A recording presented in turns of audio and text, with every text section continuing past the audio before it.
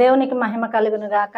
అందరు బాగున్నారండి. మరి ఈ దినం ఉపవాస దినము. మరి మనము ఉపవాస ప్రార్థనలో మరి పాల్గొంటున్న ప్రతి బిడ్డలకు కూడా దేవుని పేరిట అందరికీ కూడా వందనాలు చెల్లిస్తున్నాను.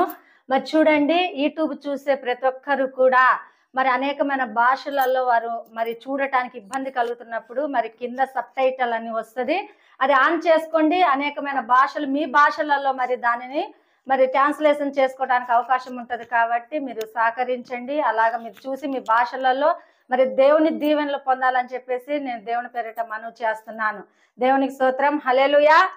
మరి చూడండి, ఉపవాసము మనం ఎందుకు ఉంటున్నాము. మరి పోయిన వారంలో కూడా దేవుడు ఇదే విధంగా మాట్లాడున్నారు. ఉపవాసము ఏ విధంగా మనం చేస్తున్నాము, ఉపవాసము చేస్తే మరి దానికి ప్రతిఫలం ఏంటి, దేని కొరకు మనం ఉపవాసం చేస్తున్నాం అన్నది ఒక్కసారి తెలుసుకోవాలా. చూడండి, ఎస్తేరు గ్రంథము 4వ అధ్యాయము 16వ వచనంలో దేవుడు మాట్లాడుచున్నాడు. నీవు పోయి షాషాను నందు కనబడిన యూదులందరినీ సమాజ మందిరమునకు సమకూర్చి నా నిమిత్తము ఉపవాసము నుండి 3 దినములు అన్నపానము చేయకుండుడి.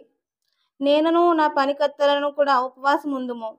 ప్రవేశించుట న్యాయ వ్యతిరేకముగా నన్ను నేను రాజునొద్దకు ప్రవేశించుదును.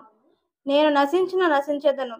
అటువలనే మొర్దెకై బయలుదేరి ఎస్తేరు తనకు ఆజ్ఞాపించిన ఎంతటి ప్రకారముగా జరిగించెను. చూడండి, ఇక్కడ ఎస్తేరు రాణి మరి ఉపవాసం దేనికి ఉందండి, దేనికి ఉపవాసం చేసిందంటే మరి తన యొక్క గోత్రపు వారు కానీ, తన వంశం వారు కానీ, తన ప్రజలు కానీ మరి చూడండి, రాజు తీర్పు తీర్చిన తీర్పులో మరి వారికి మరణ శిక్ష విధించుటకు వారు మరి ఆ యొక్క తీర్పులోకి వెళ్ళినప్పుడు మరి ఎస్తేరు రాణి ఏం చేసిందండి, మరి రాణి అయినప్పుడు ఆమె ఏం చేసిందంటే ఉపవాసం ఉండుటకు మరి దేవుని సన్నిధిలో ఆమె నిర్ణయం తీసుకుందండి. దేనికి తీసుకుంది?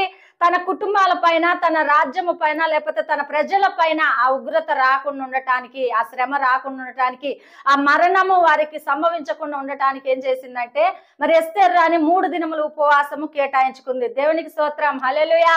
మనం ఏ విధంగా ఉపవాసం చేస్తున్నాము, దేనికి ఉపవాసం చేస్తున్నాం? చూడండి, నేనైతే ప్రతి వారంలో కూడా 2 రోజులు ఉపవాసం చేస్తానండి. ఆదివారం, శుక్రవారం ఉపవాసం చేస్తాను.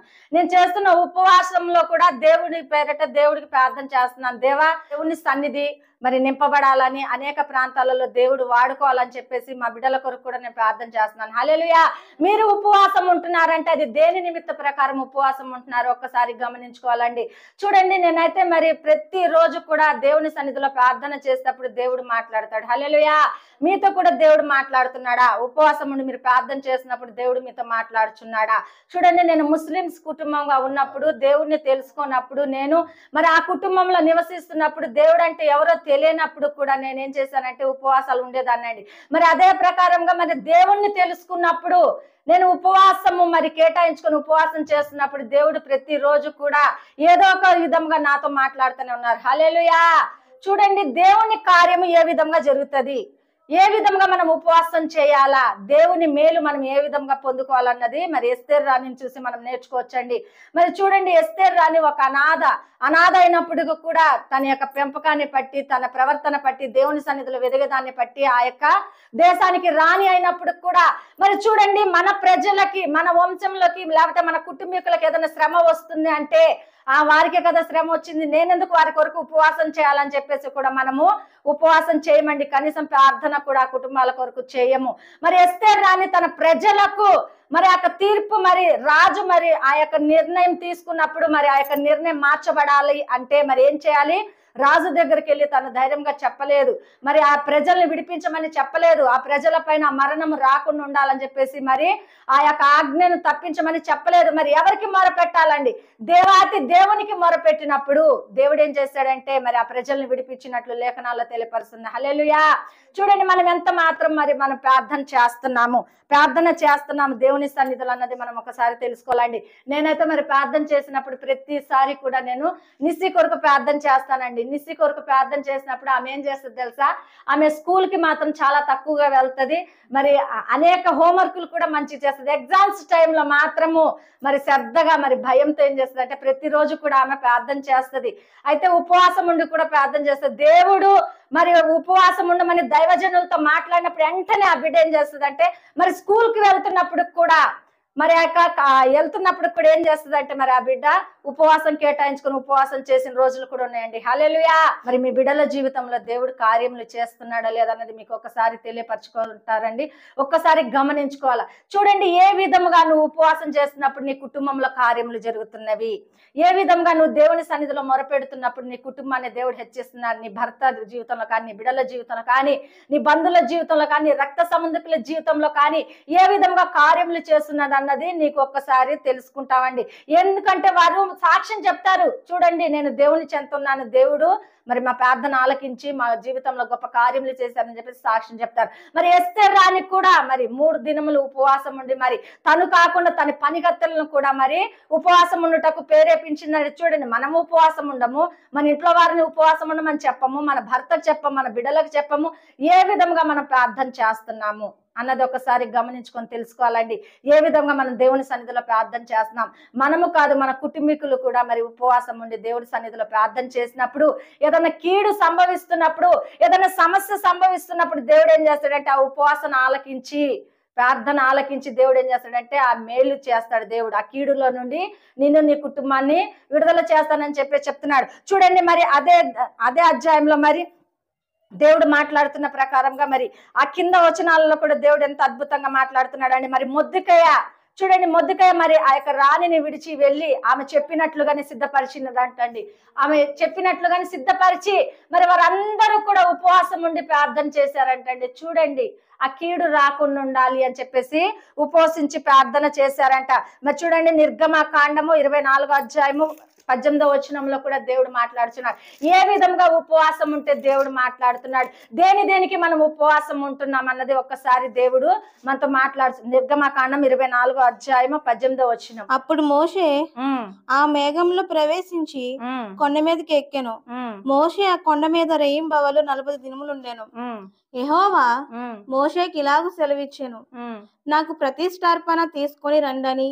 చాలమ్మా, దేవుడు ఏమంటున్నాడు ఇక్కడ?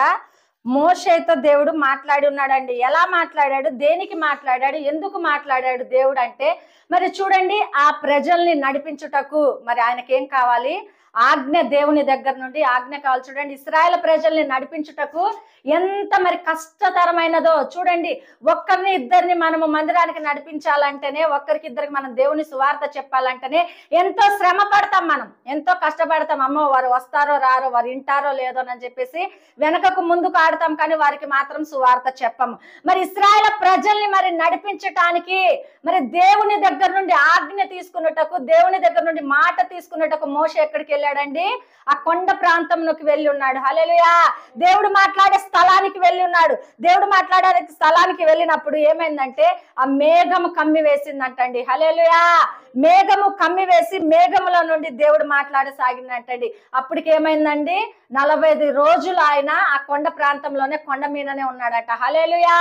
చూడండి, ఆయన కూడా మరి ఏమి తినకుండా మరి 40 రోజులు దేవుని కొరకు ఎదురు చూసి దేవుడు మాట్లాడాలి, ఈ ప్రజల్ని ఏ విధంగా నడిపించాలి, ఈ ప్రజల్ని ఏ విధంగా మరి ఆ యొక్క కానానుకు తీసుకువెళ్ళాలి, ఈ ప్రజలకు దేవుడు ఏ వర్తమానం ఇస్తున్నాడు అని చెప్పేసి ఆ మాట కోసం 40 దినములు ఆ కొండ మీద దేవుని మాట కొరకు ఎదురు చూశాడంటండి. హల్లెలూయా.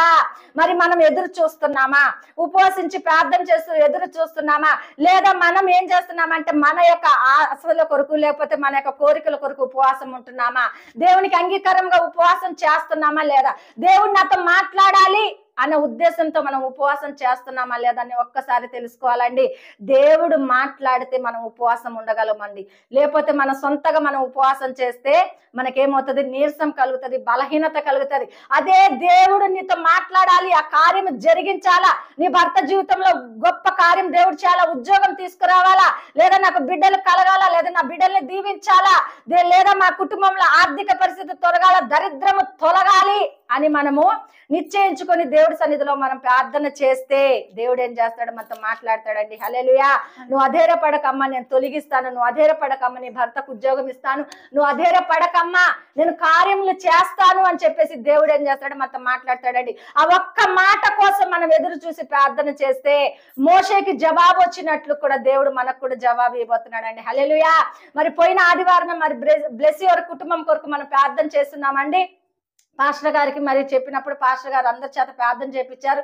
తన భర్తకు మంచి ఉద్యోగం రావాలి అని ప్రార్థన చేసినప్పుడు దేవుడు ఏం చేశాడంటే మరి ఆదివారం చర్చికి వచ్చారు, సోమవారమే దేవుడు గొప్ప కార్యం చేశాడు. హల్లెలూయా.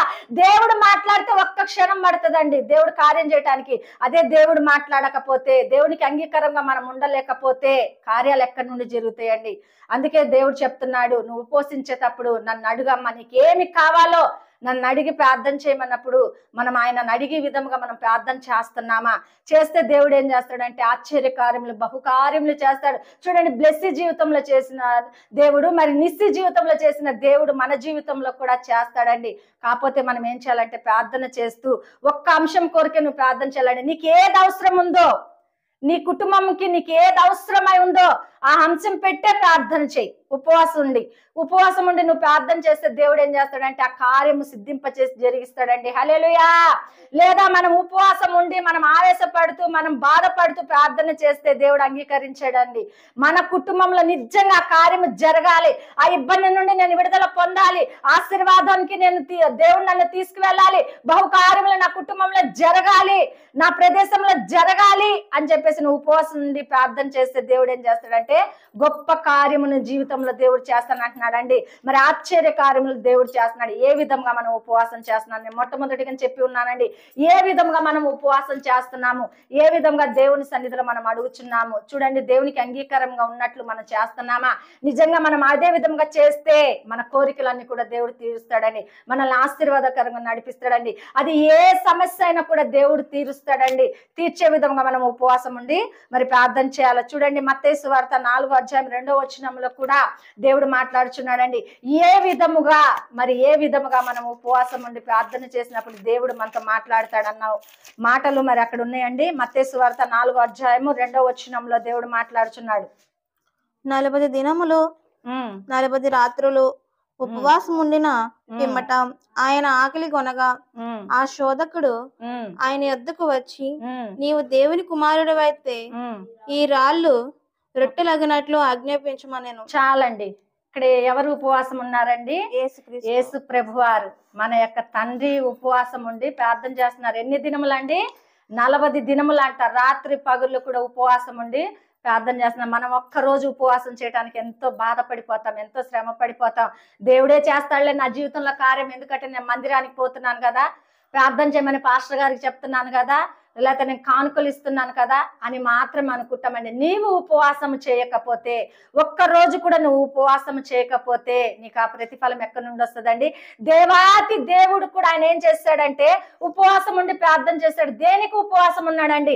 ఎందుకంటే మన పాప భారములు ఆయన మోయాలి కాబట్టి, ఆ సిలువ మీద ఆయన మరణించాలి కాబట్టి, అది ఆ యొక్క భారం ఆయన ఏం చేయాలంటే ఎదుర్కోవాలి, భరించాలి కాబట్టి ఉపవాసం చేశాడంటండి. హల్లెలూయా. మనకు వస్తున్న శ్రమలకు మనం ఉపవాసం చేయగలుగుతున్నామా? మనకు వస్తున్న కష్టాలకు ఉపవాసం చేస్తున్నామా? మనకు వస్తున్న వ్యాధులకు మనం ఉపవాసం చేస్తున్నామా? చేస్తలేదండి. అది వచ్చినప్పుడు చూద్దాంలే అని చెప్పేసి మనం ఏం చేస్తున్నాం? నిర్లక్ష్యం చేస్తున్నామండి.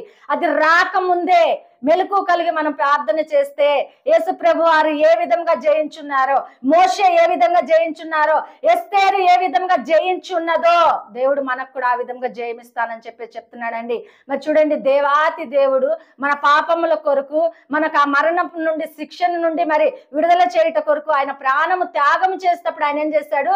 తన్ను తాను మరి ఏం చేస్తాడంటే ఉపవాసము కేటాయించుకొని ఆ భారం, ఆ కష్టం, ఆ శ్రమ. చూడండి, మనము ఎవరికన్నా మరి ఏదన్నా చేస్తున్నప్పుడు దేవుడు ఏమంటాడు? నీకు కష్టం వస్తుందమ్మా అంటే మనం చేస్తామా? దేవుడే చెప్పాడు నాకు ఆ కష్టం వస్తుందని, నేను చేయనయ్యా, నేను ఆ పని చెయ్యనని చెప్పేసి పక్కకి వెళ్ళిపోతాం. మన దేవునికి యేసయ్యకి తెలుసు ఆ మరణము ఆయనకు సంభవిస్తుందని, ఆ సిలువలో ప్రాణం పెట్టాలని చెప్పేసి, ఆ సిలువలో ఆయన మరణించాలని తెలిసి కూడా ఆయన ఏం చేశాడు? ఉపవాసం ఉండి ప్రార్థన చేశాడు. హల్లెలూయా. మనమైతే పక్కకి వెళ్ళిపోతాం, నాకు అవసరం లేదు ప్రభా, ఎవరు రక్షించండి, రక్షించకపోని, ఎవరు రాని రాకపోని, ఎవరు నీ బాప్తిసం తీసుకోపోని, ఎవరు నిన్ను తెలుసుకోకపోని నాకు సంబంధం లేదయ్యా, నేను నా కుటుంబం బాగుంటే చాలు అని మనం అనుకుంటున్నామా? లేదండి.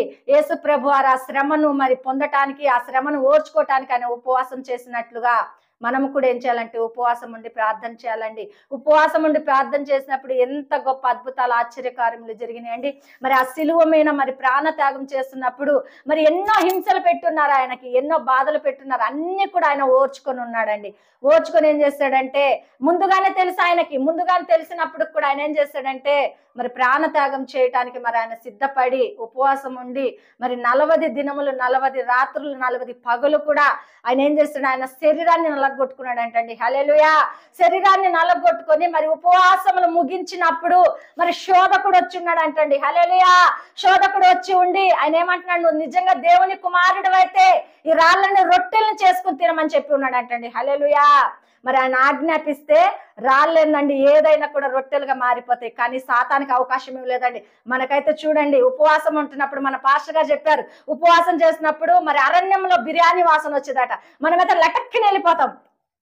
మనమైతే ఉపవాసం టైం కాకముందే వెళ్ళిపోయి తినేస్తామండి. హల్లెలూయా. ఎంతమంది లేరంటారు అలా? ఎంతమంది లేరు? ఉన్నారండి చాలా మంది. మరి ఏదో ఒక సాకు చెప్తారు, నాకు నీరసంగా ఉంది, నాకు లేకపోతే షుగర్ ఉంది, నాకు బీపీ ఉంది, అది ఉంది, ఇది ఉంది. నీ బీపీ షుగర్లు ఏం చేస్తాయండి దేవుని ఎదుట? నీ సమస్య కంటే నీ బీపీ షుగర్లు ఎక్కువనా? కాదండి, నీ సమస్య చాలా ఎక్కువ. నీ మీద వస్తున్న శోధనే ఎక్కువ, నీ మీద వస్తున్న ఆర్థిక పరిస్థితులు ఎక్కువ, నీ మీద వస్తున్న నిందలే ఎక్కువ. ఆ నిందలను మర్చిపోయే విధముగా ప్రార్థన చేయాలండి. హల్లెలూయా. మరి యేసు ప్రభు ఆజ్ఞ శోధకుడు మరి శోధించినప్పుడు నిన్ను నన్ను మరి శోధించటానికి దానికి అధికారం లేదండి? ఉంది. దానికి మనం పిలవకుండానే వస్తుందండి. చూడండి, ఒక మ్యారేజ్కి మనం వెళ్ళాలంటే ఎవరికైనా మరి పెద్ద పెద్ద వివాహాలు జరిగేటప్పుడు ఇన్విటేషన్ ఇస్తేనే మరి ఆ వివాహానికి వెళ్ళటానికి అవకాశం ఉంటది. సాతానికి మనం ఏమి ఇవ్వకపోయినా వస్తుందండి. హల్లెలూయా. ఎందుకంటే మన హృదయం అంతా కూడా దాన్ని నింపబడి ఉంటది, దానికి అవకాశం ఇచ్చి ఉంటాం మనం. ఎందుకంటే మన హృదయంలో దేవుడు లేకపోతే స్థానం ఎవరికి ఉంటదండి? సాతానికే ఉంటది. హల్లెలూయా. మరి దేవుడు మన హృదయంలో ఉంటే మరి సాతాను వస్తుందండి?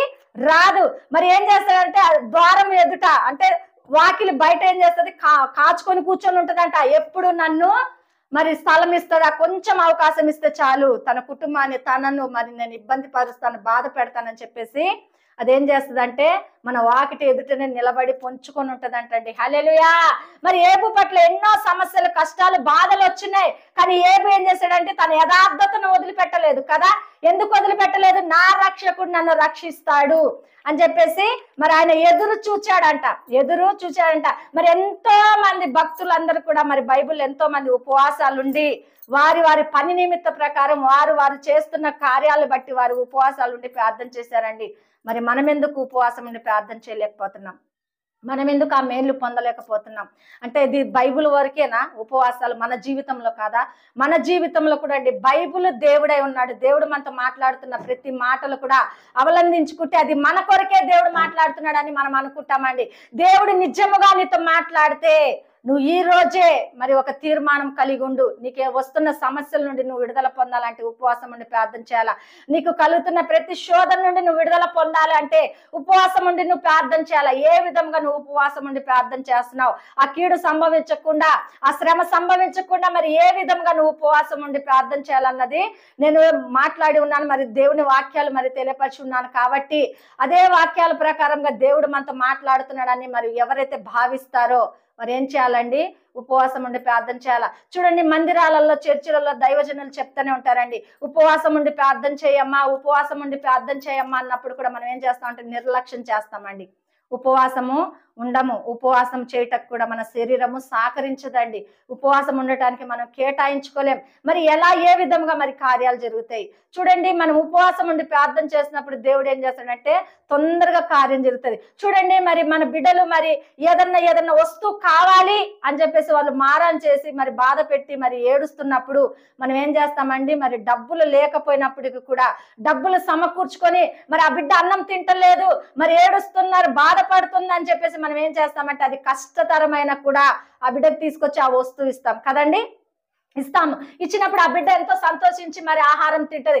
మరి నీవు కూడా నీ సమస్యను బట్టి నువ్వు ఉపవాసం ఉండి ప్రార్థన చేస్తున్నప్పుడు దేవాతి దేవుడు ఆలకించి అయ్యో నా బిడ్డ ఉపవాసం ఉండి ప్రార్థన చేస్తుంది, ఈ రోజు నా బిడ్డ ఎంతో శ్రమతో ప్రార్థన చేస్తుంది, ఎంతో కష్టంతో ప్రార్థన చేస్తుంది, దేవాన్ని నాకు మొర పెడుతుందని చెప్పేసి దేవుడు ఏం చేస్తాడంటే మరి దేవుడు నీ వద్దకు వచ్చి ఆ కార్యం జరిగిస్తానంటున్నాడండి. హల్లెలూయా.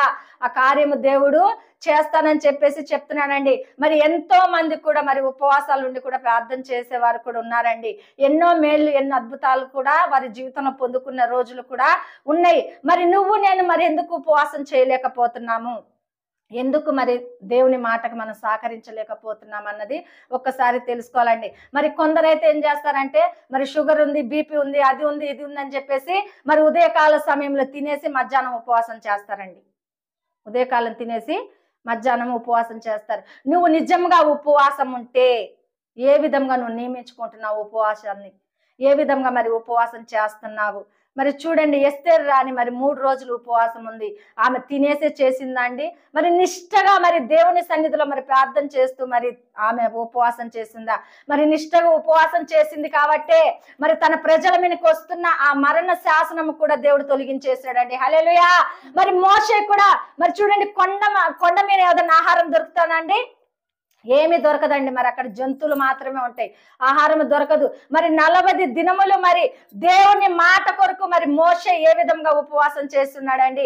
మరి ఏ విధంగా దేవుని మాట వర్తమానము మరి దేవుని దగ్గర నుండి తీసుకొని ఆ 10 పలకల ఆజ్ఞలు తీసుకొని మరి ఆజ్ఞ పలకలు తీసుకొని ఏ విధంగా మరి దేవుని సన్నిధి నుండి అతను వచ్చి ఉన్నాడు అన్నది మనం ఒకసారి తెలుసుకుందాం అండి. మరి యేసు ప్రభు వారికి కూడా మరి చూడండి, ఆ సిలువ మీదకి ఎక్కటానికి మరి ఆయన ఉపవాసం ఉండి ప్రార్థన చేశారు. మరి నువ్వు నేను ఏ విధంగా ఉపవాసం చేస్తున్నాం, ఏ విధంగా ఉపవాసం చేసి మనం నిజంగా ఉంటున్నాం అన్నది ఒకసారి గమనించుకోవాలండి. ఉపవాస ప్రార్థనకి చాలా శక్తి ఉందండి.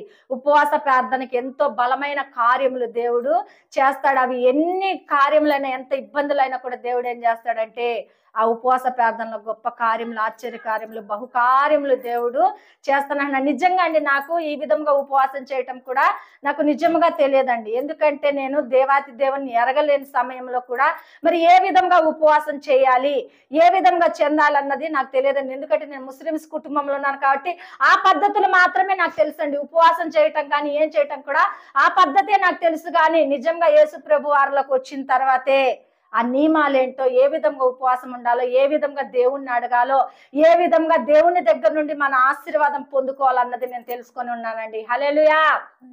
ఏ విధంగా దేవుని చెంతకి మనం వస్తే దేవుడు మన అక్కర్లు తీరుస్తాడన్నది నేను తెలుసుకొని ఉన్నానండి. దేవుడు ఆశ్చర్య కార్యములు చేసే దేవుడు మన దేవుడు. హల్లెలూయా. ఆశ్చర్య కార్యములు చేసే దేవుడు. నువ్వు ఒక్క క్షణంలో మొరపెడితే చాలండి, దేవుడు ఎన్నో అద్భుతాలు ఆశ్చర్యములు నీ జీవితంలో చేస్తానని చెప్పి చెప్తున్నాడండి. మరి మనం నిజంగా ప్రార్థన చేస్తున్నామా, ఉపవాసం చేస్తున్నామా, లేదా మన సమయం అంతా కూడా టీవీల దగ్గర అక్కడిక్కడ కేటాయిస్తున్నామా? ఒక్కసారి గమనించుకోవాలండి. ఇప్పుడు ఏమైందంటే ఎక్కువ మంది కూడా టీవీల కంటే సెల్ ఫోన్స్ ఎక్కువ ఆడుతున్నారండి. సెల్ ఫోన్లు కూడా ఎక్కువ ఏంటంటే మరి ఏంటంటే అనేకమైనవి చూస్తున్నారు. హల్లెలూయా. చూడొచ్చండి, ఏమి చూడాలి? దేవుని వాక్యము, లేకపోతే ఏదన్నా బలపరిచే మాటలు ఉంటే ఏదైనా సరే చూడొచ్చు. అస్తమానం మరి ఫోన్ పట్టుకొని కూర్చుంటే నువ్వు ప్రార్థన ఎప్పుడు చేస్తావు? దేవుని చిత్తం ఎప్పుడు తెలుసుకుంటావు? నీ కుటుంబంపైకి వస్తున్న శ్రమ ఏ విధంగా విడిపించబడుతుంది అన్నది మరి ఒక్కసారి తెలుసుకోవాలండి. మరి అత్తమాల మరి ఆ టీవీల దగ్గర, ఆ సెల్ ఫోన్ల దగ్గర, లేకపోతే ముసలమ్మ ముచ్చట్ల దగ్గర కూర్చుంటే ప్రార్థన ఎక్కడ చేస్తున్నాం మనం? రోజంతా కూడా వృధా అయిపోతుంది కదండి.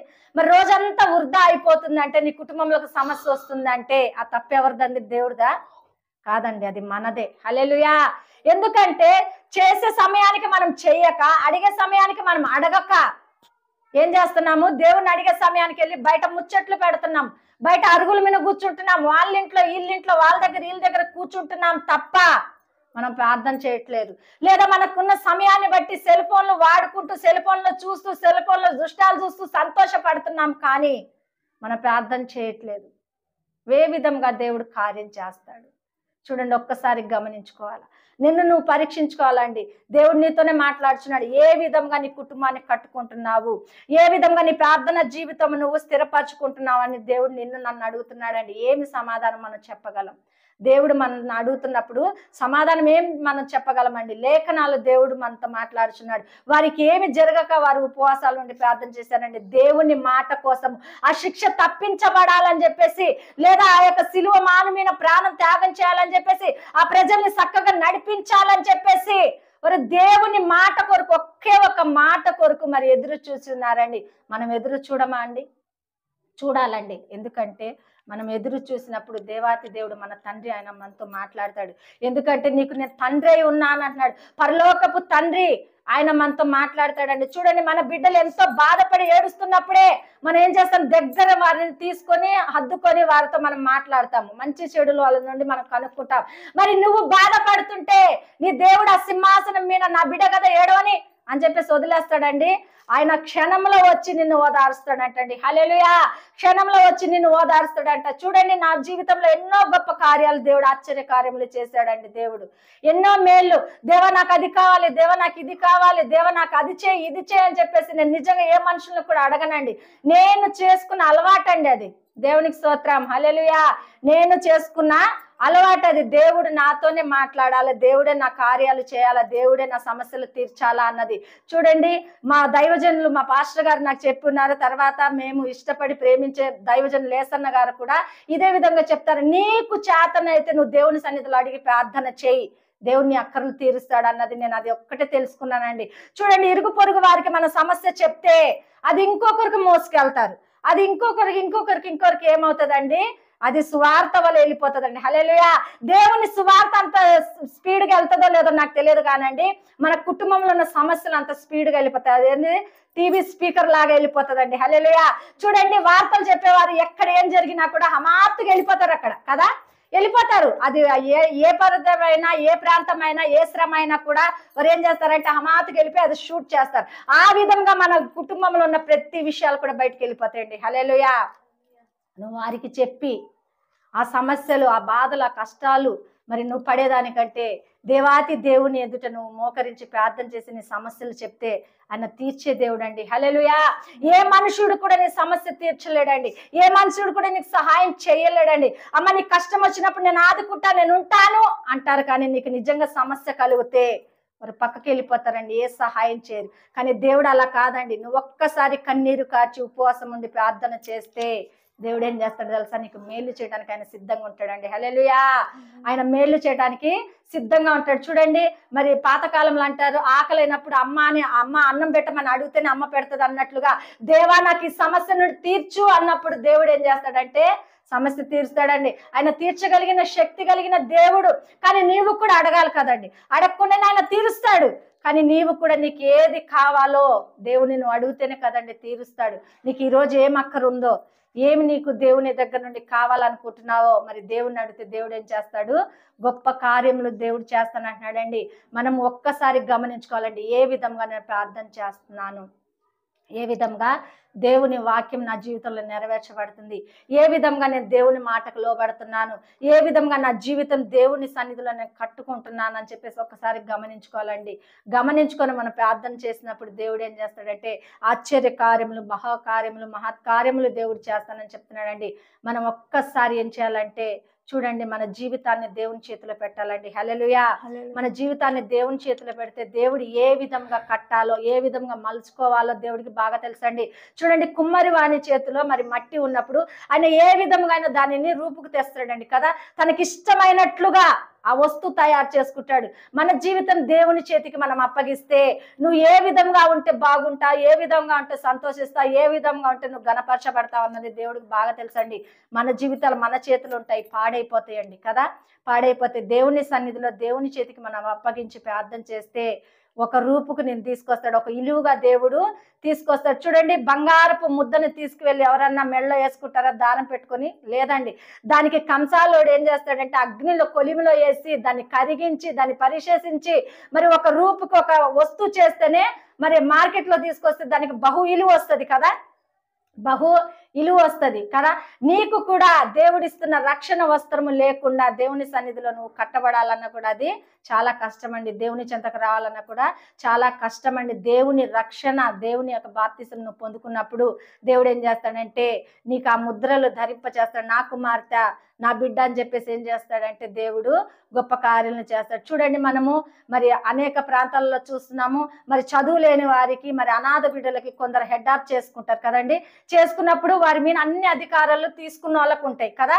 తీసుకున్న వాళ్ళకి మంచి చదువు ఇవ్వటము, మంచి భవిష్యత్తు ఇవ్వటం, మంచి ఆకలి తీర్చటం, మంచి వస్త్రములు ఇవ్వటము, అన్ని అధికారాలు కూడా ఆ మనిషి చేతిలో ఉంటాయి. ఎవరైతే వారిని మరి సొంతగా మరి తీసుకుంటారో, హెడ్ ఆఫ్ చేసుకుంటారో, వారికి అధికారం ఉన్నట్లుగా దేవుడు నిన్ను హెడ్ ఆఫ్ చేసుకుంటే, దేవుని బిడ్డగా నువ్వు అనిపించబడితే దేవుడికి కూడా నీ మీద అధికారం ఉంటుందండి. హల్లెలూయా. అక్కడ సాతానికి అవకాశం ఎక్కడుందండి? సాతానికి అవకాశం లేదు. అది ఎంతో అని ఏడుస్తుంది. ఎందుకంటే దేవుళ్ళో నువ్వు ఎదిగినప్పుడు, దేవుడి మాట నువ్వు వినుకుంటూ, నువ్వు ఒకటి మెట్టు ఒకటి ఎక్కినప్పుడు, నువ్వు విస్తారంగా దేవుని చెంత నువ్వు చేరి దేవుని చేతిలో నువ్వు ఆస్వాదించబడినప్పుడు మొట్టమొదటిగా ఏడిసే శత్రువు ఎవరండి? సాతానే. హల్లెలూయా. సాతానే మనకు శత్రువు కాబట్టి సాతాన్ ఏం చేస్తుంది? అమ్మో నా నుండి వెళ్ళిపోయి దేవుని చేతిలో మరి ఆ బిడ్డ ఉంది కాబట్టి ఆ బిడ్డ ఎంతగానో దీవించబడిందని చెప్పేసి అది కుమిలి కుమిలి ఏడుస్తుంది అంటండి. హల్లెలూయా. అది కుమిలి కుమిలి ఏడ్చేటట్లు చెయ్యాలి అంటే మనం ఏం చేయాలా? ప్రార్థన చేయాలి. హల్లెలూయా. ప్రార్థన ఏ విధంగా ప్రార్థన చేయాలండి? వారానికి ఒక్క రోజైనా ఉపవాసం ఉండి ప్రార్థన చేయాలండి. హల్లెలూయా. వారానికి ఒక్క రోజే, వారం మొత్తము లేకపోతే 30 రోజులు మాత్రం, నెలకు 30 రోజులు ఉపవాసం ఉండమని చెప్పట్లేదండి. వారానికి ఒక్క రోజు మనం కేటాయించుకొని ఉపవాసం ఉంటే దేవుడు ఎన్నో అద్భుతాలు, ఆశ్చర్య కార్యములు దేవుడు చేస్తానంటున్నాడండి. మరి చేద్దామా? హల్లెలూయా. మరి అదే విధంగా మనం చేసినప్పుడు దేవుడు ఎన్నో అద్భుతాలు, ఆశ్చర్యములు చేస్తాడు. కాబట్టి మనం ఉపవాసం కేటాయించుకొని మన పరిస్థితులు, మన శ్రమలు, మన కష్టాలు కూడా మరి విడిపించబడాలంటే మరి ఇదే ప్రకారం చేసినప్పుడు దేవుడు ఎన్నో ఆశ్చర్యకార్యములు, బహుకార్యములు చేస్తాడు.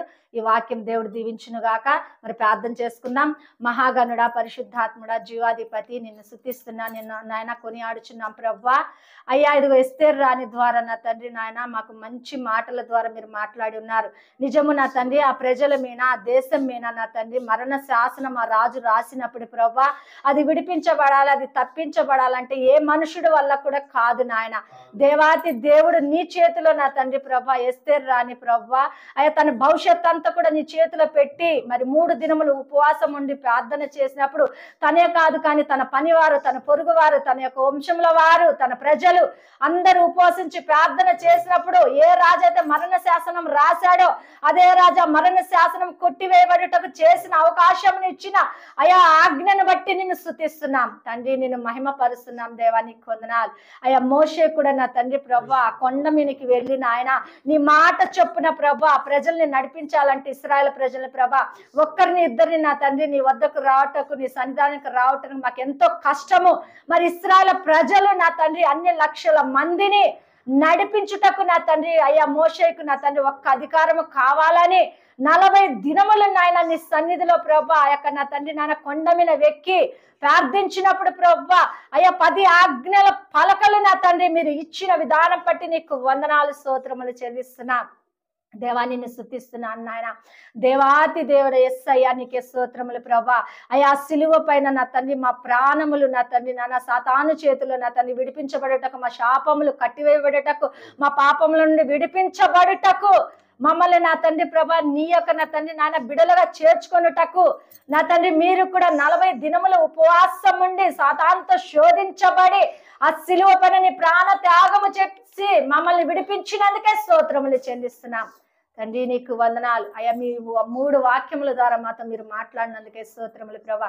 ఎంతమంది ఈ దినము తీర్మానం కలిగి ఉంటున్నారు ఉపవాసించాలని, ప్రార్థన చేయాలని, ఆ కుటుంబాన్ని హెచ్చించండి, బలపరచండి, కార్యములు జరిగించబడునుగా కానీ ప్రార్థిస్తున్నాం. ఎంతమంది యూట్యూబ్ ద్వారా నా తండ్రి నాయన ఈ వాక్యములు వింటున్నారు, ఆ కుటుంబంలో కూడా గొప్ప కార్యములు, ఆశ్చర్య కార్యములు, బహుకార్యములు జరుగునుగా కానీ ప్రార్థిస్తున్నాం తండ్రి, నీకు వందనాలు. అయ్యా ఇదిగో నా తండ్రి సాకులు చెప్పే వారిగా ఉండక నా తండ్రి ఉపవాసించి ప్రార్థన చేసే శక్తితో నింపబడినగా కానీ ప్రార్థిస్తున్నాం తండ్రి, నీకు వందనాలు. బలపరచండి, కార్యములు జరిగించండి, అద్భుతాలు చేసి నా తండ్రి ప్రతి ఒక్కరి కుటుంబాలకు కూడా నా తండ్రి మేలు చేసి నా తండ్రి నాయన మీరే ముందుకు నడిపించి మీరు ఒక్కరే మహిమ గంత ప్రభావాలు పొందుకోమని యేసు నామములో అడుగుచున్నాం తండ్రి. మీ అందరికి కూడా హృదయపూర్వక వందనాలు.